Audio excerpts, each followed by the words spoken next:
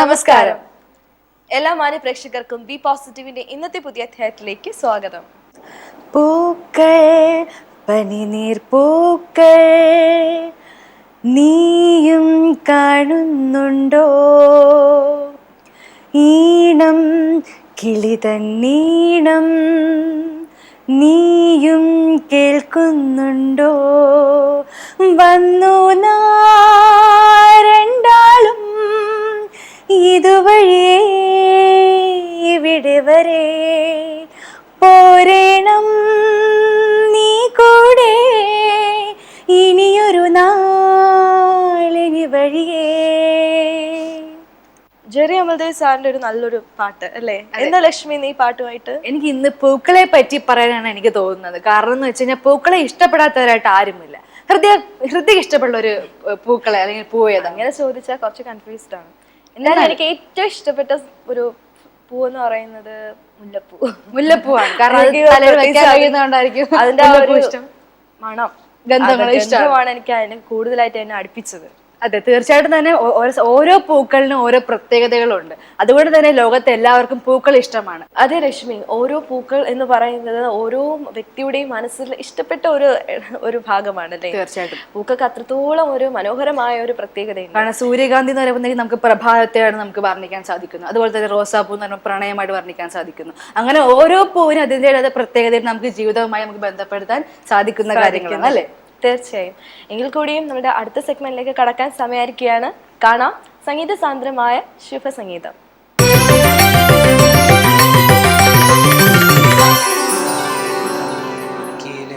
ചന്ദനവും പൂച്ചൂടുന്നു, യമുനയിലോളങ്ങൾ ചാഞ്ചാടുന്നു. അഖിലും ചന്ദനവും പൂച്ചൂടുന്നു, യമുനയിലോളങ്ങൾ ചാഞ്ചാടുന്നു. യാദവ സംഗീത വീണയിലേതോ, യാദവ സംഗീത വീണയിലേതോ ദ്വാപരയുഗത്തിൻ്റെ ഹൃദയധ്വനിയിലേ, ദ്വാപരയുഗത്തിൻ്റെ ഹൃദയധ്വനിയിലേ. അഖിലും ചന്ദനവും പൂച്ചൂടുന്നു, യമുനയിലോളങ്ങൾ ചാഞ്ചാടുന്നു. ഗോവർദ്ധനത്തിലെ ഗോപവാളങ്ങളിൽ ആനന്ദമഴവില്ലിന്നൂയലാടി. ഗോവർദ്ധനത്തിലെ ഗോപവാളങ്ങളിൽ ആനന്ദമഴവില്ലിന്നൂയലാടി. രോഹിണി രാത്രിയിൽ കാഞ്ചനമുരളിയിൽ, രോഹിണി രാത്രിയിൽ കാഞ്ചനമുരളിയിൽ കാർമുകിൽ വർണ്ണന്റെ ഗാനം കേൾക്കുന്നു ഞങ്ങൾ കാതുകൾക്കമൃതമായി. കൃഷ്ണലീലാ മഞ്ജുവർഷം, അഖിലും ചന്ദനവും പൂച്ചൂടുന്നു, യമുനയിലോളങ്ങൾ ചാഞ്ചാടുന്നു. ആരണ്യകത്തിലെ ഇനി കുഞ്ചങ്ങളിൽ കാളിന്തി പാടുന്ന താരാട്ടുമായി. ആരണ്യകത്തിലെ ഇനി കുഞ്ചങ്ങളിൽ കാളിന്തി പാടുന്ന താരാട്ടുമായി. ശ്യാമനീലാംബരം നൂപുരധ്വനികളിൽ, ശ്യാമനീലാംബരം നൂപുരധ്വനികളിൽ പീയൂഷമേന്തുന്ന നേരം കാണുന്നു ഞങ്ങൾ കണ്ണുകൾക്കമൃതമായി കൃഷ്ണലീലാ മഞ്ജുശില്പം അഖിലും ചന്ദനവും പൂച്ചോടുന്നു യമുനയിലോളങ്ങൾ ചാഞ്ചാടുന്നു യാദവ സംഗീത വീണയിലേതോ യാദവ സംഗീത വീണയിലേതോ ദ്വാപരയുഗത്തിൻ്റെ ഹൃദയ ധ്വനിയിലേ ദ്വാപരയുഗത്തിൻ്റെ ഹൃദയ ധ്വനിയിലേ അഖിലും ചന്ദനവും പൂച്ചോടുന്നു യമുനയിലോളങ്ങൾ ചാഞ്ചാടുന്നു അഖിലും ചന്ദനവും പൂച്ചോടുന്നു യമുനയിലോളങ്ങൾ ചാഞ്ചാടുന്നു. ചരിത്ര സത്യങ്ങളെ വിരൽ ചൂണ്ടുന്ന അടുത്ത സെഗ്മെന്റിലേക്ക് കടക്കാം. ചരിത്രത്തിൽ ഇന്ന്.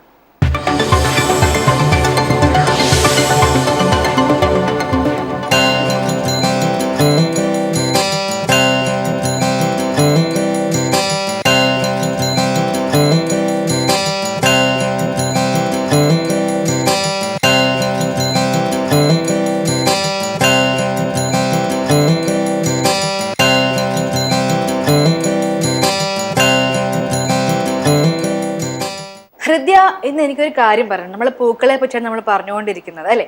അപ്പൊ അതുകൊണ്ട് എനിക്ക് ഇന്നൊരു കാര്യം പറയാന്ന് വെച്ചാൽ അരോമ തെറാപ്പിയെ പറ്റിയാണ്. കേട്ടിട്ടുണ്ടോ ഹൃദയ? കേട്ടിട്ടുണ്ട്. പക്ഷെ ബോഡി മസാജുമായിട്ട്. അതെ, തീർച്ചയായിട്ടും. കാരണം അതില് ഒരു ഇളം ചൂടുവെള്ളത്തില് റോസാപ്പൂ ആയിട്ടുള്ള ഒരു മിക്സിങ്, അത് നമ്മളെ സ്നാനത്തിന് നല്ലതായിരിക്കും എന്ന് പറഞ്ഞിട്ടുണ്ട്. അതുമായിട്ട് നമ്മൾ കുളിച്ചു കഴിഞ്ഞാൽ നമ്മുടെ ശരീരത്തിൽ നല്ല മൃദുത്വം കിട്ടുമെന്ന് നമുക്ക് ഈ ഒരു തെറാപ്പിയിലൂടെ കിട്ടുന്ന ഒരു കാര്യമാണ്. തീർച്ചയായും നമ്മുടെ മനുഷ്യ ശരീരത്തിന് വേണ്ട തരത്തിലുള്ള കുറച്ച് സംഭവങ്ങൾ എന്ന് പറയുമ്പോൾ ഈ മസാജ് ട്രീറ്റ്മെന്റ് പോലുള്ള. അതെ, ഇതിൽ നമുക്ക് ഈ തെറാപ്പി നമ്മൾ സ്പായിലൊക്കെ നമുക്ക് ചെയ്യുന്ന ഒരു കാര്യമാണ്. ഇങ്ങനെ ഒരു റോസാപ്പൂ ചെയ്യുന്ന ഒരു ഘടകം. ഇപ്പൊ ലക്ഷ്മി പറഞ്ഞ ഈ ഒരു സംഭവം എന്ന് പറയുന്നത് നമ്മുടെ തായ്ലാന്റ് പോലുള്ള ഈ മസാജിങ് സ്ഥലങ്ങളൊക്കെ ഉണ്ടല്ലോ, അത് ഞാൻ കണ്ടൊരു സംഭവമാണ്. ഇത്തരത്തിലുള്ള ഈ ഒരു ടൂറിസ്റ്റ് സ്പോട്ടൊക്കെ ഈ മസാജ് ട്രീറ്റ്മെന്റുമായിട്ട് നല്ല ഫേമസ് ആണ്. അപ്പൊ ഇത്തരത്തിലുള്ള സ്ഥലങ്ങൾ ഈ ലക്ഷ്മി പറഞ്ഞ ഈ അരോമ തെറാപ്പി എന്ന് പറയുന്നത് അവിടെ നല്ല ഫേമസ് ആണ്. അവിടുത്തെ ആളുകൾ മിക്കപ്പോഴും യൂസ് ചെയ്യാറുണ്ട്. അപ്പൊ ആക്ച്വലി നമ്മുടെ ഭാരതത്തിൽ, ഇന്ത്യയിലുള്ള ആളുകൾ എത്രത്തോളം ഇത് യൂസ് ചെയ്യുന്ന അറിയത്തില്ല. എന്നാലും ആ ഒരു സ്ഥലങ്ങളിലുള്ള ആളുകളൊക്കെ കൂടുതൽ ഇത് യൂസ് ചെയ്യാറുണ്ട്. അതുകൊണ്ട് തന്നെ അവരുടെ ശരീരം എപ്പോഴും തന്നെ മൃദുത്വമായിട്ടിരിക്കും. എന്തായാലും ബി പോസിറ്റീവിലെ പ്രേക്ഷകർ ഇത് ജസ്റ്റ് ഒന്ന് ട്രൈ ചെയ്ത് നോക്കുന്നെങ്കിൽ നോക്കാം. നമുക്ക് അടുത്ത സെഗ്മെന്റിലേക്ക് കടക്കാൻ ടൈം ആയിരിക്കുകയാണ്. ഡോക്ടർ മാർത്താണ്ഡപിള്ള അവതരിപ്പിക്കുന്ന ഫാമിലി ഡോക്ടർ.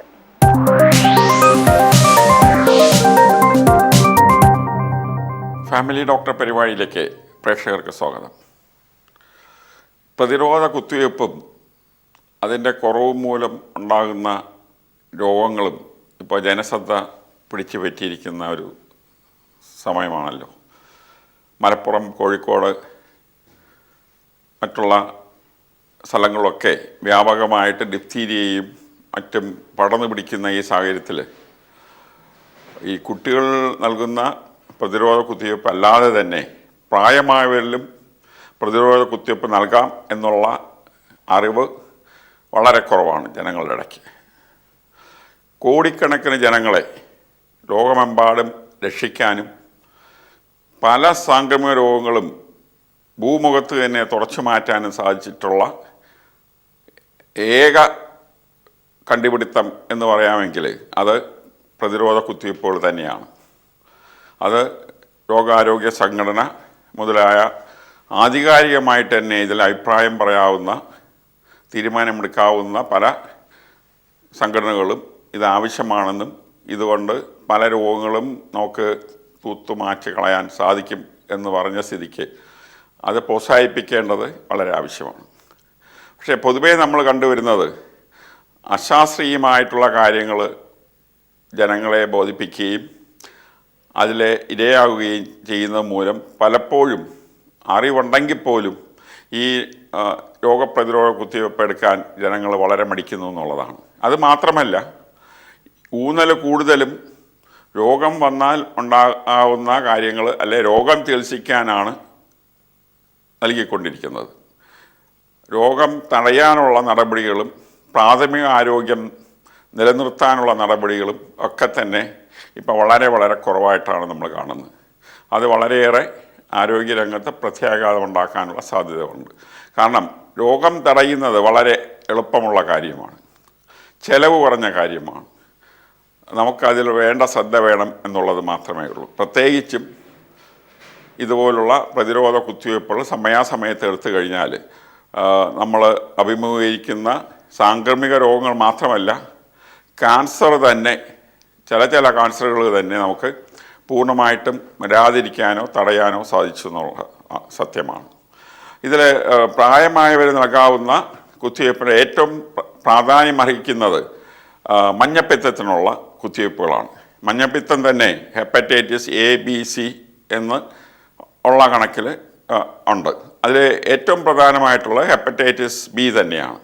ഹെപ്പറ്റൈറ്റിസ് ബി, ഈ മഞ്ഞപ്പിത്തം പകരുന്നത് തന്നെ ചിലപ്പോൾ വേണ്ട ശ്രദ്ധയില്ലാതെ കുത്തിവയ്പ്പ് നൽകുകയോ അതല്ല രക്തം അടയ്ക്കുകയോ ചെയ്യുക, അതല്ലെങ്കിൽ ഈ ഡെൻ്റൽ സ്പെഷ്യലിസ്റ്റ് അല്ലെങ്കിൽ മറ്റുള്ള തുറകളിൽ ഉപയോഗിക്കുന്ന ഉപകരണങ്ങൾ വീണ്ടും ഉപയോഗിക്കുകയോ ശ്രദ്ധ കുറവായിട്ട് ഉപയോഗിക്കുകയോ ചെയ്യും മൂലവും. അത് മാത്രമല്ല, നമ്മൾ ബാർബർ ഷോപ്പിൽ പോയിട്ട് ഷേവ് ചെയ്യുകയാണെങ്കിൽ തന്നെ ഒരിക്കൽ ഉപയോഗിച്ച ഉപകരണം വീണ്ടും ഉപയോഗിച്ച് കഴിഞ്ഞാൽ ഹെപ്പറ്റൈറ്റിസ് ബി രോഗം, വൈറസ് കൊണ്ടുള്ള ഈ രോഗം പടരാനുള്ള സാധ്യതയുണ്ട്. ഹെപ്പറ്റൈറ്റിസ് ബി രോഗം കരളിനെയാണ് കൂടുതൽ ബാധിക്കുന്നത്. അതിൽ 30% രോഗികളിലും പ്രത്യക്ഷമായിട്ട് രോഗലക്ഷണങ്ങൾ ഇല്ലാത്തവർ ആണെങ്കിൽ പോലും 30% രോഗികളിൽ ഇത് വളരെ ഗുരുതരമായിട്ടുള്ള പ്രശ്നങ്ങളുണ്ടാക്കാൻ സാധ്യതയുണ്ട്. സിറോസിസ് ലിവർ എന്നുള്ള രോഗം നമുക്ക് ചികിത്സിച്ച് മാറ്റാൻ പറ്റാത്ത വിധത്തിലുള്ള രോഗമുണ്ടാകാൻ സാധ്യതയുണ്ട്. അർബുദ രോഗം തന്നെ ഈ സിറോസിസ് ബാധിച്ച, ഹെപ്പറ്റൈറ്റിസ് ബാധിച്ച രോഗികളിൽ ഉണ്ടാകാനുള്ള സാധ്യത കൂടി വരുന്നു എന്നുള്ളത്.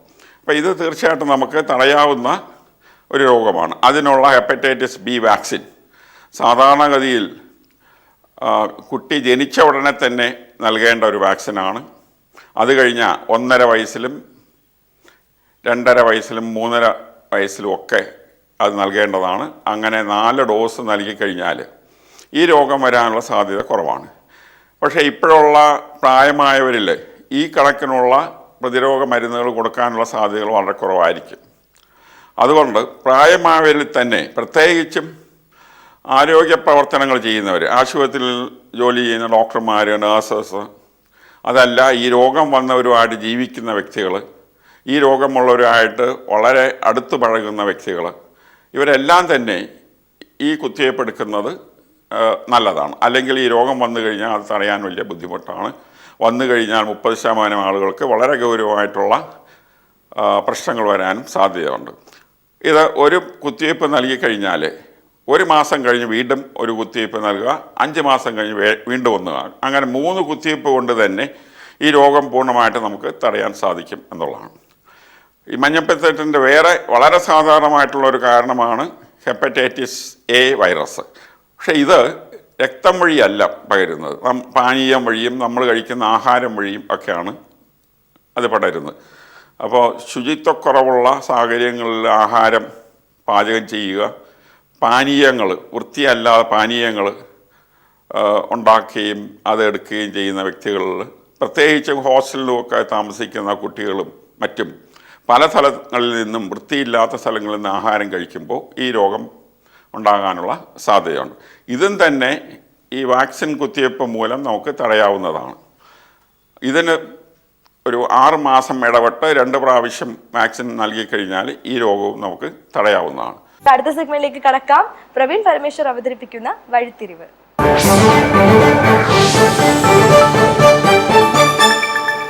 അന്ന് ടീച്ചർ ക്ലാസ്സിലേക്ക് കടന്നു വന്നപ്പോൾ അവിടെ കണ്ടത് 2 കുട്ടികൾ തമ്മിൽ വല്ലാത്തൊരു തർക്കത്തിൽ ഏർപ്പെട്ടിരിക്കുന്നു. ഒരു സാധാരണഗതിയിലുള്ള തർക്കമല്ല, അതിനും അപ്പുറത്തേക്ക് വളരെ ഇൻറ്റൻസായ രീതിയിൽ തീക്ഷ്ണതയോടുകൂടെ ഒരു വിഷയത്തിനെക്കുറിച്ച് 2 പേരും വല്ലാതെ വാദിച്ചുകൊണ്ടിരിക്കുന്നു. അത് കൂടുതൽ വ്യക്തിപരമായി മാറിയിരിക്കുന്നു. 2 പേരോടൊപ്പവും കുറച്ച് കൂട്ടുകാർ ചേർന്നിരിക്കുന്നു. അങ്ങനെ വല്ലാത്തൊരു അന്തരീക്ഷമാണ് ആ ക്ലാസ് റൂമിനുള്ളിൽ കാണാൻ വേണ്ടി കഴിഞ്ഞത്. ടീച്ചർ സാവധാനം ഈ 2 കുട്ടികളെയും വിളിച്ചിട്ട് ചോദിച്ചു, എന്താണ് പ്രശ്നം? 2 പേരുടെയും വിഷയം ഒരു കാര്യത്തിനെ ചൊല്ലിയുള്ള രണ്ടുപേരുടെയും അഭിപ്രായങ്ങളും ടീച്ചർ കേട്ടു. തർക്കവുമായി ബന്ധപ്പെട്ട വിഷയവും കേട്ടു. അതിനുശേഷം അന്ന് ടീച്ചർ കുട്ടികളോട് ഒന്നും പറഞ്ഞില്ല, അതിനെ സോൾവ് ചെയ്യാൻ ശ്രമിച്ചുമില്ല. തൽക്കാലം നിങ്ങൾ ഇതിൽ തർക്കിക്കേണ്ട, നമുക്ക് നാളെ ഒരു പരിഹാരം കാണാം എന്ന് മാത്രം പറയുകയും ടീച്ചർ ബാക്കി ക്ലാസ്സിൻ്റെ വിഷയങ്ങളിലേക്ക് കടക്കുകയും ക്ലാസ് കഴിഞ്ഞ് ടീച്ചർ പോവുകയും ചെയ്തു. തൊട്ടടുത്ത ദിവസം ടീച്ചർ ക്ലാസ്സിലേക്ക് വന്നു. ക്ലാസ്സിലേക്ക് വന്നിട്ട് ഈ രണ്ട് കുട്ടികളെയും മുന്നിലേക്ക് വിളിച്ചു. ഇവർ രണ്ടുപേരും മുന്നിലേക്ക് എത്തി. ടീച്ചർ തൻ്റെ ബാഗിൽ നിന്നും ഒരു ക്യൂബ് എടുത്തിട്ട് മേശപ്പുറത്തേക്ക് വെച്ചു. ഈ ക്യൂബ് മേശമേളിലേക്ക് വെച്ചിട്ട് ഒരു കുട്ടിയെ മേശയുടെ ഒരു വശത്തേക്കും മറ്റേ കുട്ടിയെ അടുത്ത വശത്തിലേക്കും ടീച്ചർ ക്ഷണിച്ചു. രണ്ടുപേരും രണ്ടു വശങ്ങളിൽ നിന്നതിന് ശേഷം ടീച്ചർ വലതുവശത്ത് നിന്ന കുട്ടിയോട് ചോദിച്ചു, എന്താണ് ഇപ്പോൾ ഈ ക്യൂബിൻ്റെ കളർ? അപ്പോൾ കുട്ടി പറഞ്ഞു, it is white in colour, വെള്ളയാണ് ഈ ക്യൂബിൻ്റെ കളർ. ശരി, ഉറപ്പാണല്ലോ, തർക്കമൊന്നുമില്ലല്ലോ. ഇല്ല, വെള്ളയാണ് ടീച്ചർ ക്യൂബിൻ്റെ കളർ. ടീച്ചർ ഇടത്തെ സൈഡിൽ നിന്ന കുട്ടിയോട് ചോദിച്ചു, എന്താണ് നിന്റെ അഭിപ്രായത്തിൽ ഈ ക്യൂബിൻ്റെ കളർ? അപ്പോൾ കുട്ടി പറഞ്ഞു, എൻ്റെ അഭിപ്രായത്തിൽ കറുപ്പാണ് ഈ ക്യൂബിൻ്റെ കളർ. മറ്റേ ആൾ പറഞ്ഞത് തെറ്റാണ്, കറുപ്പാണ് ഈ ക്യൂബിൻ്റെ കളർ എന്ന് പറഞ്ഞു. അടുത്ത ടീച്ചർ വലത്ത് വശത്ത് നിന്ന് കുട്ടിയോട് ചോദിച്ചു, നീ എഗ്രി ചെയ്യുന്നുണ്ടോ, നീ സമ്മതിക്കുന്നുണ്ടോ കറുപ്പാണ് ഈ ക്യൂബിൻ്റെ കളർ എന്ന്? അപ്പോൾ കുട്ടി പറഞ്ഞു, ഇല്ല, ഒരു കാരണവശാലും ഞാൻ സമ്മതിക്കുന്നില്ല, വെളുപ്പ് തന്നെയാണ് ഈ ക്യൂബിൻ്റെ കളർ. ഇടത്തു നിന്ന കുട്ടി അത് കറുപ്പാണെന്ന് പറഞ്ഞ് വാദിച്ചു. ഇവർ രണ്ടുപേരും ഈ വാദം കൃത്യമായി മുന്നോട്ട് കൊണ്ടുപോയപ്പോൾ ടീച്ചർ വലതുവശത്ത് നിന്ന കുട്ടിയോട് ഇടത്തേക്കും ഇടത്തു നിന്ന കുട്ടിയോട് വലത്തേക്കും മാറി നിൽക്കാൻ പറഞ്ഞു. ഇവർ മാറി നിന്നിട്ട് വീണ്ടും ഇവർ ക്യൂബിനെ നോക്കിയപ്പോൾ വലതുവശത്ത് ഇപ്പോൾ നിൽക്കുന്ന കുട്ടി, അതായത് നേരത്തെ ഇടത്തു നിന്നുകൊണ്ട് കറുപ്പാണ് ക്യൂബിൻ്റെ നിറമെന്ന് കണ്ടിരുന്ന കുട്ടി ഈ ക്യൂബ് നോക്കിയിട്ട് പറഞ്ഞു, ഇപ്പോൾ ഈ ക്യൂബിൻ്റെ നിറം വെളുപ്പാണ്. മറ്റേ കുട്ടി പറഞ്ഞു, ടീച്ചർ ഇപ്പോൾ ഈ ക്യൂബിൻ്റെ നിറം കറുപ്പാണെന്നാണ് ഞാൻ മനസ്സിലാക്കുന്നത്. അപ്പോൾ ടീച്ചർ ഇവർ രണ്ടുപേരോടും പറഞ്ഞു, എന്തുകൊണ്ടാണ് ഇപ്പോൾ നിങ്ങൾ നിങ്ങളുടെ അഭിപ്രായം തിരുത്തിയത്?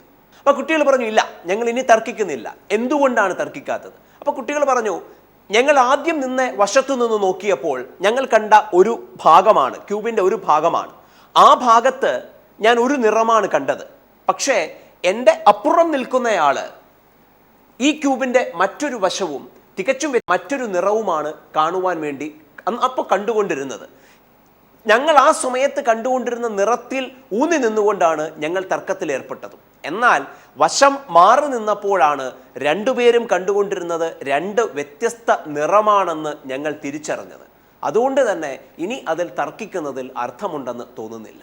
ടീച്ചർ കുട്ടികളോട് പറഞ്ഞു, പലപ്പോഴും നമ്മുടെ ജീവിതം ഇതുപോലെയാണ്. ഈ ക്യൂബ് പോലെയാണ് നമ്മൾ പല കാര്യങ്ങളെയും കാണുന്നത്. നമ്മൾ കാണുന്ന ആ വശത്ത് ഒരു പ്രശ്നത്തിൻ്റെ അല്ലെങ്കിൽ ഒരു വിഷയത്തിൻ്റെ നമ്മൾ കാണുന്ന വശത്തു നിന്നുള്ള ഫാക്ട്സ് എന്താണ്, യാഥാർത്ഥ്യങ്ങൾ എന്താണ്, നമ്മൾ കാണുന്ന വിവരങ്ങൾ എന്താണ്, നമുക്ക് ലഭിച്ചിരിക്കുന്ന അറിവ് എന്താണ്, ഇതെല്ലാം വെച്ചുകൊണ്ടായിരിക്കും നമ്മൾ അതിനെക്കുറിച്ചൊരു തീരുമാനമെടുക്കുന്നത്. ഈ തീരുമാനത്തിൽ ഊന്നി നിന്നുകൊണ്ടായിരിക്കും അപ്പുറത്തു നിൽക്കുന്ന ഒരാളുമായിട്ട് നമ്മൾ തർക്കത്തിൽ ഏർപ്പെടുന്നത്, അഭിപ്രായ വ്യത്യാസത്തിന് വേണ്ടി പോകുന്നത്, അല്ലെങ്കിൽ അയാൾ നമ്മൾ പറയുന്നത് മനസ്സിലാക്കുന്നില്ല എന്ന രീതിയിൽ നമ്മളൊരു തീരുമാനത്തിലേക്ക് എത്തുന്നത്. എന്നാൽ ആ അപ്പുറത്ത് നിൽക്കുന്നയാൾ ഈ വിഷയത്തിനെ കാണുമ്പോൾ അയാൾക്ക് ലഭിക്കുന്ന ഫാക്ട്സ്, അയാൾക്ക് കിട്ടുന്ന വിവരങ്ങൾ, അയാൾക്ക് കിട്ടുന്ന അറിവുകൾ ഒരുപക്ഷെ നമുക്ക് ഇപ്പോൾ ലഭിച്ചിരിക്കുന്നതിനേക്കാൾ വ്യത്യസ്തമായിരിക്കാം. നമ്മളെക്കാൾ ഒരുപക്ഷെ കൂടുതലായിരിക്കാം, ഒരുപക്ഷെ കുറവായിരിക്കാം, ചിലപ്പോൾ തികച്ചും വ്യത്യസ്തമായ ആംഗിളിലൂടെയുള്ള ഒന്നായിരിക്കാം. അതുകൊണ്ടായിരിക്കാം പലപ്പോഴും ഈ അഭിപ്രായ വ്യത്യാസം അവിടെ ഉണ്ടാകുന്നത്. ഇവിടെ നമ്മൾ മനസ്സിലാക്കേണ്ടത്, വ്യക്തിപരമായ ജീവിതത്തിൽ, നമ്മുടെ കുടുംബങ്ങൾക്കുള്ളിൽ, നമ്മുടെ ഓഫീസിൽ, പ്രൊഫഷണൽ ലൈഫിൽ, നമ്മൾ ഒരു വലിയ സൊസൈറ്റിയിൽ, ഒരു സോഷ്യൽ ലൈഫിലൊക്കെ പലരുമായിട്ടും നമ്മൾ ഒരു ബന്ധത്തിൽ ഏർപ്പെടുമ്പോൾ പല വിഷയങ്ങളും നമുക്ക് അവരുമായിട്ട് ഡീൽ ചെയ്യേണ്ടി വരും. ഇതിൽ ഒരു തർക്കത്തിലേക്ക് പോകുന്നതിന് മുമ്പ്, അഭിപ്രായ വ്യത്യാസത്തിലേക്ക് പോകുന്നതിന് മുമ്പ്, ഒരു പക്ഷേ നമ്മുടേതിൽ നിന്നും വ്യത്യസ്തമാണ് അയാളുടെ അഭിപ്രായമെന്ന് ഉറപ്പിക്കുന്നതിന് മുമ്പ്, അതിനെക്കുറിച്ചൊരു ടസ്സിലിൽ എത്തുന്നതിന് മുമ്പ് ഒക്കെ തന്നെ കൂടുതൽ വിവരങ്ങൾ, ഞാൻ കാണുന്നതിനും അപ്പുറത്തേക്ക് ഇതിന് മറ്റൊരു ആംഗിളുണ്ടോ, ഇതിന് മറ്റൊരു വശമുണ്ടോ, എനിക്കിപ്പോൾ അറിയുന്ന കാര്യങ്ങളെക്കാൾ കൂടുതൽ അറിവ് ഇതുമായി ബന്ധപ്പെട്ടുണ്ടോ, കൂടുതൽ വിവരങ്ങൾ ഇതുമായി ബന്ധപ്പെട്ടിട്ടുണ്ടോ, കൂടുതൽ വിഷയങ്ങൾ ഇതുമായി ബന്ധപ്പെട്ടിട്ടുണ്ടോ, ഇതിനെ ചൊല്ലി ഇതിന് അനുബന്ധമായി വരുന്നതും എനിക്ക് ഇനിയും കിട്ടിയിട്ടില്ലാത്തതുമായിട്ടുള്ള മറ്റെന്തെങ്കിലും കാര്യങ്ങളുണ്ടോ, ഒപ്പം ഈ വിഷയത്തിന് മറ്റെന്തൊക്കെ ആംഗിളുകളാണ് ഉള്ളത്, വേറെ ഏതൊക്കെ ആംഗിളിൽ നിന്ന് നോക്കിയാൽ ഈ വിഷയത്തിനെ മറ്റ് രീതിയിൽ കാണുവാനുള്ള സാധ്യതയുണ്ടോ, ഇത്തരത്തിലൊരു ആഴത്തിലൊരു അനാലിസിസ് നടത്തിയതിന് ശേഷം വേണം നമ്മളൊരു തീരുമാനത്തിലേക്ക് എത്താൻ. അതല്ലെങ്കിൽ പലപ്പോഴും നമ്മുടെ അല്പജ്ഞാനം വെച്ചുകൊണ്ട് നമ്മൾ കണ്ടുകൊണ്ടിരിക്കുന്ന കാര്യത്തിൻ്റെ ആ വശത്തിനെ മാത്രം അടിസ്ഥാനപ്പെടുത്തിക്കൊണ്ട് തെറ്റായതോ അല്ലെങ്കിൽ അത്ര ശരിയല്ലാത്തതോ ആയ ഒരു തീരുമാനത്തിലേക്കായിരിക്കും നമ്മൾ പലപ്പോഴും എത്തുക. അപ്പോൾ ഏത് വിഷയത്തിലായി കഴിഞ്ഞാലും അതിൻ്റെ കൂടുതൽ വിവരങ്ങൾ മനസ്സിലാക്കുവാൻ, കൂടുതൽ അറിവ് നേടുവാൻ, അതിൻ്റെ വ്യത്യസ്ത ആംഗിളുകളിലൂടെ അതിനെ നോക്കിക്കാണുവാൻ ഒക്കെ നമ്മൾ ശ്രമിക്കേണ്ടിയിരിക്കുന്നു. ആരെങ്കിലുമായിട്ടൊരു അഭിപ്രായ വ്യത്യാസത്തിലേക്ക് വന്നാൽ അയാളുടെ ഭാഗത്തു നിന്നുകൂടെ ഈ വിഷയത്തിനെ നോക്കിക്കാണുവാനുള്ള ഒരു ശ്രമവും നമ്മൾ നടത്തേണ്ടിയിരിക്കുന്നു. അതിലൂടെ ആയിരിക്കും കൂടുതൽ ദൃഢമായ ബന്ധങ്ങളും കൂടുതൽ അനായാസകരമായിട്ടുള്ള രീതിയിൽ ഒരു പേഴ്സണൽ, പ്രൊഫഷണൽ ആൻഡ് സോഷ്യൽ ലൈഫും നമുക്ക് നയിക്കുവാൻ കഴിയുക.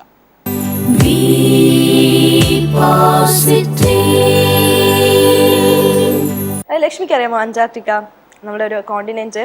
ആ കോണ്ടിനെന്റിന്റെ ഒരു പ്രത്യേകത എന്ന് പറയുന്നത് അവിടെ പൂക്കളും ഇല്ല, പൂമ്പാറ്റകളും ഇല്ല. റെയർ ആയിട്ട് നമുക്ക് ചുറ്റുമുള്ള ഈ ഒരു കൊച്ചു പ്രദേശത്താണ് വിപുലമായിട്ടുള്ള പ്രകൃതി സൗന്ദര്യമുള്ളത്, പൂക്കളുള്ളത്, പൂമ്പാറ്റകളുള്ളത്. അത് ആസ്വദിക്കാനുള്ള ഭാഗ്യം നമുക്കുണ്ട്. അപ്പോൾ അത് സംരക്ഷിക്കപ്പെടേണ്ടത് നമ്മളുടെ കടമയാണ്. ഇത് പറഞ്ഞുകൊണ്ട് തന്നെ ബി പോസിറ്റീവിന്റെ ഇന്നത്തെ അധ്യായം ഇവിടെ അവസാനിപ്പിക്കുകയാണ്. വീണ്ടും കാണാം എന്ന ശുഭപ്രതീക്ഷയോട് കൂടി നന്ദി, നമസ്കാരം.